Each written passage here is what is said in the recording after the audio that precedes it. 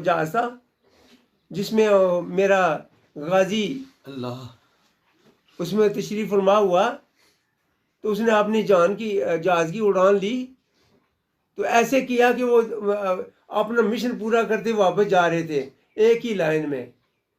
मेरे इस गाजी ने पहली हिट की तो दरमियान वाले को मार डाला, 4 बाकी रह के। अल्लाह तो उन्होंने जब ऐसे किया अपने, तो वो उनको भागने में चूंकि एक ही तरफ सारे झुके, चूंकि ऐसा लगाया ना उनके आगे, एक ही तरफ सारे झुके कि सारे के पांचों जहाज एक ही मेरे आमद ने मार गिराए। सुभान अल्लाह। आज उन माओं के बच्चे, उन गाजियों को ये कि फौज नहीं हमें करने देती, ये हुकूमत बेईमान है, ये हुकूमत का एक अदारा है, ये बाजू है, पाकीज़ा अदारा है, इसको ये ऐसे कर रहे हैं।